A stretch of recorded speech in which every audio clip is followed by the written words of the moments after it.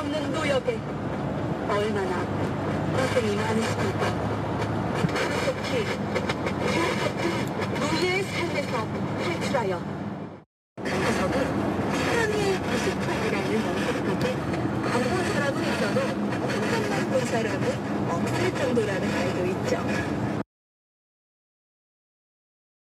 이제 저 방송이 꺼졌어요. 이재명 대통령 취임 일주일 만입니다. 이재명 정부가 오늘 오후부터 대북 확성기 방송을 전면 중지시켰습니다. 김재룡 대변인. 이재명 대통령은 지난 유세 기간 동안에 북한과의 관계를 얘기했는데 결국은 1년 만에 중지시켰다. 유화 메시지를 지금 대북 확성기 방송을 끄면서 전한 것 같아요. 전 두 가지가 있다고 봅니다. 첫 번째는 북한에 보내는 유화 메시지도 있지만 그보다 더 우선적이고 중요한 건 우리 국민들을 위해서 했다라고 봅니다. 지금 강화군의 국민들께서 벌써 1년 가까이, 1년 넘게죠. 지금 이 대북 확성기에 맞대응하고 있는 대남 확성기 때문에 엄청나게 고생하시고 시달리셨습니다. 그분들이 오죽했으면 국회에 와서 국회의원들 앞에서 무릎을 꿇고 살려달라고 애원을 하셨겠습니까? 예. 지금 이 대북 확성기와 맞대응하고 있는 대남 확성기가 우리 국민들을 위협한 것이 한두 개가 아닌데 가장 큰 것이 이런 것 같아요. 소음 피해인데 이 소음 피해가 어떤 모습으로 나타나느냐. 예. 수면장애, 두통, 스트레스, 가축들이 유산하고 산란율이 저하되고 이런 건 둘째치고 그 지역의 숙박, 관광 이런 모든 것들이 거의 지금 붕괴 직전까지 가게 이르렀다. 그렇다면 우리 국민들을 우선적으로 보호하는 조치를 취해야 할 필요가 있겠다는 것이 아마 오늘의 결정, 중지 결정의 가장 큰 이유가 될 것이다라고 보고 예. 두 번째 이유가 이제 북한과의 대화. 그동안 윤석열 정부 3년 동안 북한과는 일체의 대화를 남북 대화를 하지 않겠다라는 부분에 방점을 찍었다면 이제 트럼프 대통령도 지금 김정은 위원장하고 대화를 하겠다라고 지금 나서고 있는 마당 아닙니까? 그렇다면 우리도 이제 북과 제일 좋은 것은 싸우지 않고도 이길 수 있고 싸우지 않고도 이 평화를 유지해낼 수 있는 그런 방안을 찾아내는 것 이것이 중요하다고 생각했기 때문에 오늘 그 첫 걸음을 내디딘 것이다 이렇게 보고 있습니다. 그 대통령실은 조금 전에 강유정 대변인이 브리핑을 한 것 같아요. 이게 이재명 대통령이 직접 대북 확성기 방송을 꺼라라고 중지를 지시했습니다. 오후 2시 지금으로부터 한 5시간여 전쯤에 이제 3시간 전쯤에 대북 확성기 방송을 중지한 건데요. 남북관계 신뢰 회복에 대한 조치 이렇게 설명하고 있습니다. 한반도 평화 정착을 위한 정부의 의지. 근데 이제 윤기찬 부위원장님 이걸 좀 봤는데 일단 우리가 먼저 끈 거더라고요. 여전히 북한에서 우리 쪽으로 오는 대남 확성기는 여전히 작동 중입니다.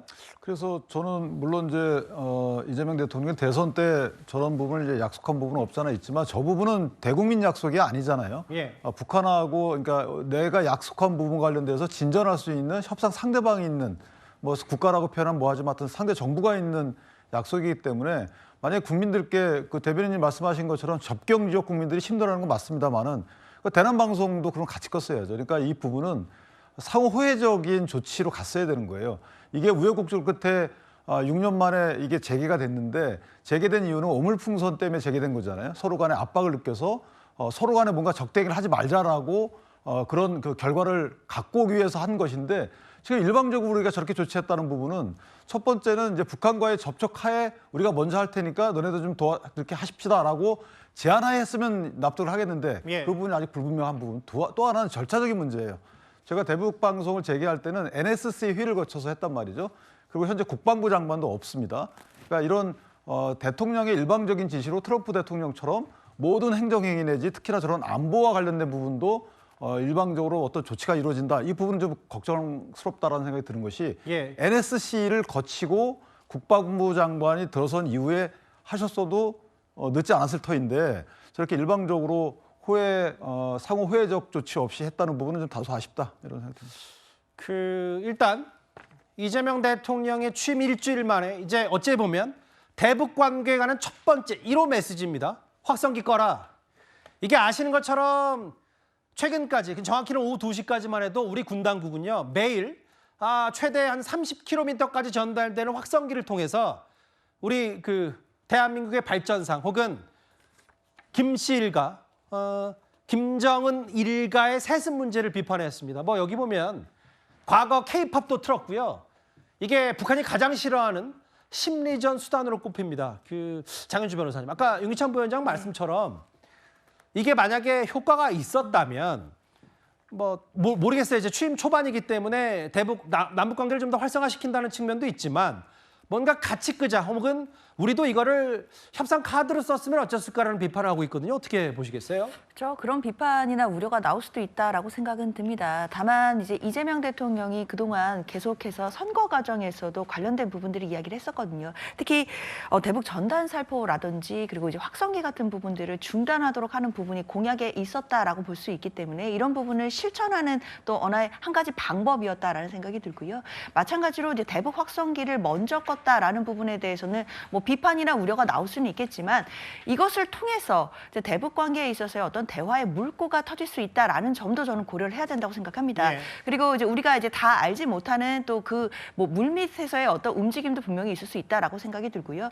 우리가 이제 북한에 대해서 어떤 대북 확성기를 끄는 조치가 이루어짐으로 인해서 어쩌면 작은 것일 수 있지만 이것으로 인해 또 대북 관계가 또 변화할 수 있는 시작점이 될 수도 있다라는 점은 또 의미가 있다라고 보이거든요. 그렇기 때문에 앞으로 이재명 정부가 대북 관계에 있어서 사실상 뭐 억지력을 통해서 관련된 부분들을 막아야 되는 부분도 분명히 있지만 중요한 것은 그와 동시에 대화의 물꼬도 열어놓겠다라는 방침을 그동안 이야기한 부분이 있기 때문에 그런 부분들을 생각하면서 앞으로 북한의 조치나 움직임도 좀 눈여겨보면 될 것으로 보입니다. 이게 사실은 딱 1년 만이에요. 좀 되짚어보면 윤석열 정부, 그러니까 2024년 6월에 이렇게 대규모 우물풍선 연쇄 테러가 발생하면서 이 북한이 심리전으로 가장 두려워한다는 대북 확성기 방송을 재개하기로 했다. 근데 최근에 윤석 대변인, 통일부도 사실 대북 전단 입장에 대해서 좀 바뀌었고 이제 이재명 대통령 취임 이후에 뭔가 북한에 어쨌든 메시지를 주긴 줘야 되는데 그 카드가 일단 확성기다. 뭐 이렇게 정리하면 되는 겁니까? 네, 그렇게 봐야 되겠죠. 이제 방송 안 하고 또 대북 전단 보내는 거 자제해달라, 중단해달라 이렇게 요청해서 윤석열 정부 때와는 다른 모습을 북에 보여준 것까지는 좋은데 예. 그러면 북에 그러한 메시지를 줬을 때 북으로부터 뭐를 못 받았을 때 예를 들어서 대화의 물꼬가 안 터진다든지 전혀 기존의 입장을 북이 바꾸지 않고 고수한다. 이럴 땐 그럼 어떻게 다시 재개할 겁니까? 우리 국민을 향해서도 메시지를 주셔야 하는 겁니다. 정권이 바뀌었기 때문에 대북 정책에 관한 방향이 바뀐다는 것은 이해할 수 있지만은 지금 북을 향해서만 일방적으로 유화적인 메시지를 보낸 것에 불과하고 이것을 바라보는 많은 국민들을 향해서는 어떻게 하겠다. 이것이 제대로 성과가 없을 때는 다시 재개를 한다든지 또 북에 대해서는 우리가 이것을 요구할 것이다라든지 이런 명확한 어떤 그 상세한 설명이 있어야 하는데 일방적으로 그냥 중단만 해버리고 그것이 마치 접경 지역에 있는 국민들을 위해서 가장 시급하게 한 것처럼 이렇게 호도하는 것은 신임 대통령, 신임 이 행정부, 새로 출범한 정부가 남은 임기 동안을 생각해 볼 때 그렇게 올바른 태도로는 보이지 않습니다. 이게 보면 대통령실이 조금 전에 입장을 낸 건 대통령이 직접 방송을 중지하기로 지시를 했고 좀 더 읽어볼게요. 그러니까 방송을 중지했다. 오후 2시부터 한 4시간 전쯤부터 남북관계 신뢰 회복을 위한 조치다라고 설명을 했는데 김진욱 대변인 보면은 한 40대 정도가 있었어요. 이게 뭐 30km, 짧게는 10km, 많게는 30km 정도 가는 이 대북 확성기를 일단 껐다. 그러면 이 중지라는 단어는 이제 전면적으로 중지하고 앞으로 뭐 북한이 어떤 일을 하더라도 이거는 뭐 복구하는 게 아니라 일단 이게 우리의 카드이기 때문에 다시 되돌리거나 하진 않겠다. 뭐 이런 취지로 받아들이면 되는 거예요? 그래서 정확하게 중지와 중단의 차이를 설명해내지 못한 부분이 있는 것 같습니다. 예. 조금 더 이제 이 부분에 대해서는 국방부도 조금 더 친절한 설명이 필요할 것 같아요. 좀 전에 뭐 윤희석 대변인께서도 말씀 주셨습니다만 이 부분에 대해서 북한이 이제 어떻게 그 화답해 올 것인가 하는 부분에 대해서 저희도 좀 지켜볼 필요가 있을 것 같습니다. 예. 특히 통일부를 통해서 대북 전단을 지금 이제 그 살포하는 것들 이런 부분들에 대해서도 지금 그 민간 단체에게 강력하게 지금 요청을 하고 있는 상황, 살포 중지를 요청하고 있는 상황이고 예. 오늘 국방부를 통해서 대북 확성기를 중지시켰다면 이에 걸맞게 북한도 그 맞는 상호 호혜적 조치가 반드시 이루어져야 된다라고 말씀 주시는 분, 저는 뭐 충분히 그렇게 말씀 주실 수 있다고 보고요. 예. 이 부분에 대해서 이제 뭐 하루 이틀 상간에 북쪽의 입장 변화 어떻게 되는지 좀 지켜볼 필요가 있을 것 같다. 하지만 먼저 우리가 손을 대화에 손짓을 내미는 것 이것은 굉장히 중요한 부분이 있다라고 보여지고 과거 윤석열 정부에서도 윤석열 대통령이 뭐 한일 관계 얘기할 때 우리가 먼저 물컵의 반을 채웠으니 나머지 반은 일본이 채워줄 것을 기대한다라고 얘기한 적도 있지 않습니까? 일단 오늘의 조치가 앞으로 어떤 그 효과를 가져올지 조금 지켜볼 필요는 있겠다 이렇게 생각합니다.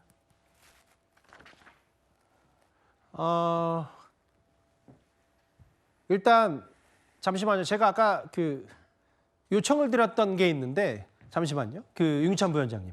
결국은 방송 재개를 결정하고 이재명 대통령이 직접 얘기를 했다면 이제 북한과의 관계 혹은 뭐 여당의 입장, 공식 입장, 야당의 입장도 전국적으로 나오는 겁니까? 근데 일단은 저는 일단 이재명 대통령께서 저 한 배경을 설명하실 필요가 있는 것이 지금 어떤 상태냐면 2018년도에 있었던 9.19 군사합의가 우리는 효력 정지를 시켜놓은 상태거든요. 근데 북한은 사실상 그거는 이제 무효화됐다라고 파기 선언까지 한 걸로 제가 기억이 되는데 그러면 그 군사 합의에 따라서 대북 확성기 방송을 중단했던 것이고 군사 합의가 효력 정지됐기 때문에 대북 확성기 방송을 재개했던 겁니다. 이런 절차를 다 따랐어요. 그럼 지금 그런 절차에 대한 앞선 평가나 조치 없이 그냥 대북 확성기 방송만 중단시켰다는 거죠. 그럼 이게 뭔가 앞뒤가 안 맞는 거라서 앞으로 어떻게 할 요량으로 예를 들면 남북 군사 합의를 복원하겠다. 또는 효력 정지 시켰던 것을 다시 효력을 복구하겠다. 이런 사전 앞선 전제 조건에 대한 사전 평가나 조치하고 나서 그다음에 이게 이루어졌어야 되는데 그냥 대북 확성기 방송만 중단을 지시했다는 것 자체가 약간 납득이 안 되는데 거기에 대한 일단 대통령의 설명을 듣고 나서 거기에 대한 이제 야당의 평가가 뒤따르지 않을까 개인적으로. 근데 이제 아까 김진욱 대변인께 제가 질문 드렸던 것 중에 이제 자막 내용은 전면적인 중단이 아니라 일시적인 중지다. 뭐 아예 방송 자체를 끊어버리겠다는 게 아니라 뭐 중지다 이런 표현을 아마 대통령실에 쓴 것 같고요. 아까 그 이재명 대통령과 대통령실은 그 지난번 제가 작년 추석에 뉴스탑10에서 제보를 직접 받았던 것 한번 잠깐 들어볼게요.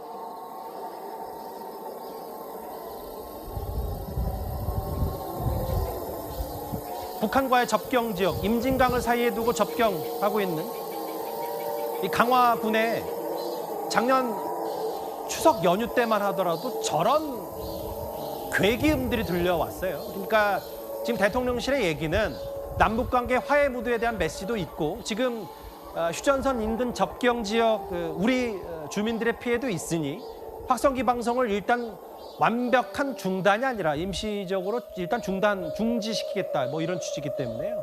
알겠습니다. 저희가 속보로 함께 대북 확성기 방송이 꺼졌다는 1위까지 하나하나 만나 밟습니다.